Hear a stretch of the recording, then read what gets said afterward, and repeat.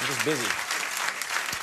My next guest is a comedian and an actor. He's appeared in numerous films, including the Friday movies. Beginning Friday, you can see him in Welcome Home, Roscoe Jenkins. Please welcome Mike Epps.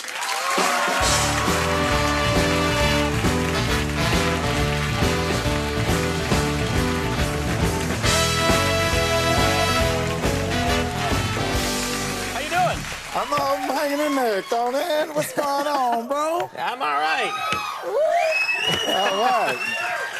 Thanks for calling me bro. Bro, yeah. Now, so much to talk about. First of all, this has got to be exciting. I'm not an actor. I don't work in film. Oh, yeah. But this movie, Welcome Home, Roscoe Jenkins, you're working with James Earl Jones. I'm working with James Earl Jones, one of the great man. actors of our time, authority figure. He's iconic. What's it like working with that guy? Hey, man, his presence is so powerful that, I mean, it's like automatically respect when you see him. You know, from watching him up through all those films. And he just walked straight up to me and was like, "Michael, I'm your father." And I was like, man, all these Star Wars I've watched and my mother never told me she did it with you. So he's got a bit of a, he's got a sense of humor about his voice and all that stuff, right? Yeah. Did you, did you have fun on the set? Was it a loose set? Yeah, it was pretty loose. You know, we had a couple of little pranks going on. I snatched one of Monique's hamburgers. That was very dangerous. That sounds more dangerous than bungee jumping. To steal a hamburger from Monique, it didn't go well? No, it didn't go well. As soon as I grabbed it, she clipped me. I fell. Boom! Hamburger fell out. Onions went that way. Tomatoes went that way. Yeah, that sounds ugly, yeah. It was ugly. And then I tried to do a Johnny Knoxville and I took a bicycle and got on top of the trailer and tried to ride off the top of it. What did you do that for? I was trying to start a new thing called Black Ass instead of Jackass. These are all the stunts. These are all the stunts that black people ain't supposed to try. And how did that go when you drove the bike off the... Oh, man, I skint my knee up, and I found out I was on Medicaid. I don't even have insurance for the movies I've been in. Be careful next time. I know, now, man. you were shooting this in Shreveport, Louisiana, is that right? Shreveport, Louisiana, man. Okay. I don't think I've been to Shreveport. What's it like? I'm pretty sure a lot of people haven't been to Shreveport. It's a small town, man. I mean, they didn't even have a stop sign. A man just jumped behind the tree and said, "Slow it down now." and jumped back behind the tree.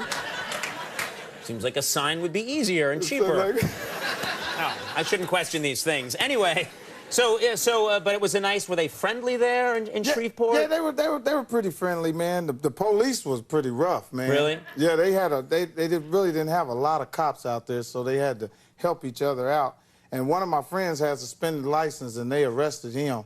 A cop motorcycle guy did. Right. And he called for backup, and the backup never showed up. And he ended up trailing the guy to jail. He put him on the back of the motorcycle with his handcuffs like this. Really? And he had to wrap his legs around the cop like this. And he had to put his chin on the cop's shoulder like this. Right, to hang on, yeah. hang on. Yeah. And then when he got there, he realized the cop was gay, and it really hurt his feelings. That old trick, huh? The cop never took him to jail. He just rode him around all the way. He wasn't even a cop, was he? He wasn't even a cop, man. I keep peeling away at the layers of this story. I will get to the truth. Now, are you the presidential race? I was just talking about it with Ann Curry. This is big. Are you following this? Are you passionate about the candidates? Yeah, I really am, man.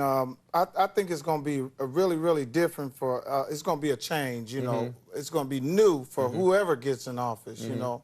As long as we can get Bush's Yorkshire Terrier looking ass out of office, I'll be all right with that. Was he with you? You want him gone? I mean, I'm ready for something new, man. Do you know who you're going to vote for? I think I'm going to go with Barack. I think I'm going to go with You're going to vote for Barack? What do you think that's going to be like? You know, can you envision him as president? We're going to put hot sauce all over the whole country, baby. The whole country going to be fried. Chicago fried. Now, what do you think of Hillary? What's your take on her? If Hillary were elected, how do you think what the country would be like? I think that'd be good too. You know, Hillary, she stands pretty strong. You know, I just hope, you know, whoever gets in office, they do what they said they was gonna do when they was running. Right. You know what I mean? But Hillary is really good, and you know, I think, you know, with Clinton behind her, with Bill, yeah. Yeah, I think Bill, yeah, he's gonna turn into a pimp in this situation, I think. Do you think if Hillary Clinton is elected president, Bill will be the pimp in that relationship? Yeah, he's gonna turn into like Bobby Brown in that situation. or Kevin Federline. He's gonna be... Really? As soon as she get done with the election, he's gonna be sitting over here with a brim on, doing like this. And he's gonna say, "Do you have my money, girl?" Well, you've clearly given this a lot of thought. These are good. You've analyzed this. You've carefully analyzed the situation. Now, let's talk about you, okay? Yes, sir. You're a family man. How many kids do you have? I got a lot of kids.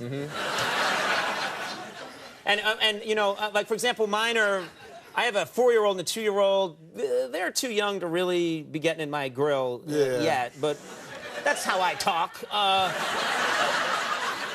But what about you? How old are these kids? I'll tell you, man, these kids are so grown now, and I don't know what they're putting in the KFC, but it's making the kids big.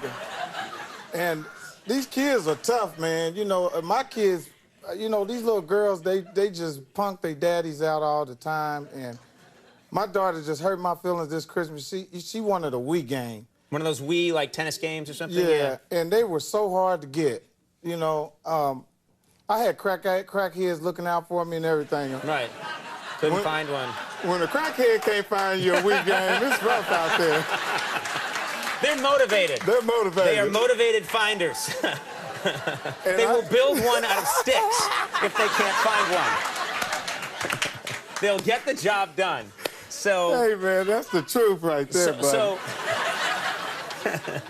So what happened? You couldn't find one, and I couldn't find a Wii game, man, and my daughter treated me like I was in prison with her, man.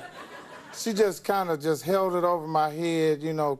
She just basically told me, "You're a wimp, Dad." Right, you know what I mean? You couldn't do this. You couldn't pull it through. Yeah, you couldn't pull it through. You know, I see you in the movies all the time. I see you're supposed to be a big shot, but where's the Wii game at? Right.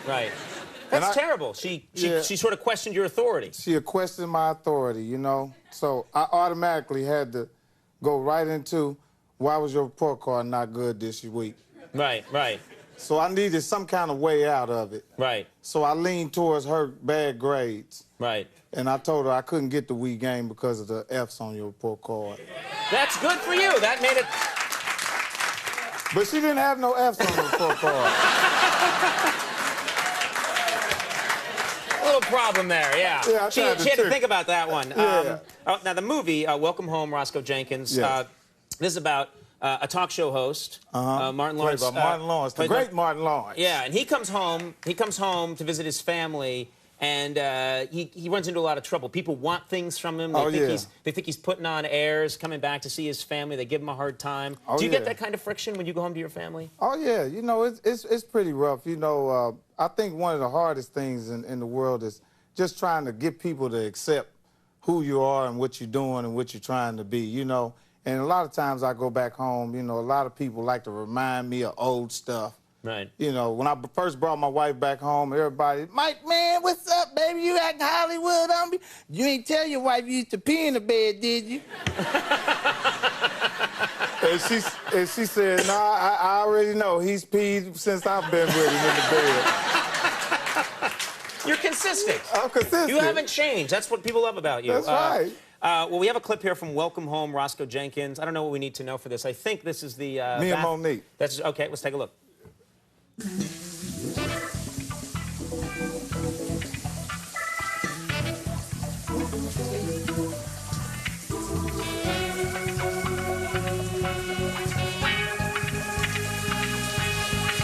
Ah! Hell no! Get your nasty ass out of here! I didn't know that was you. You knew I was in here. You's a nasty, common freak. Ew. There's a naked linebacker in our shower right now. Now you done put that little white gal up in here. Now you trying to sneak around and see some black meat? There ain't nobody trying to come here and look at you. How the hell me my feminine wash? I can see why you can't keep a man now. You got to lay off them Milky Ways and Doritos and Tortillo chips. Get out of here, you sick, nasty bastard.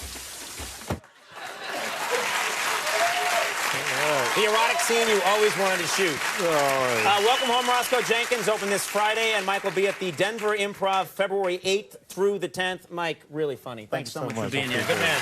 Mike Epps will be right back. One Republic. Stick around.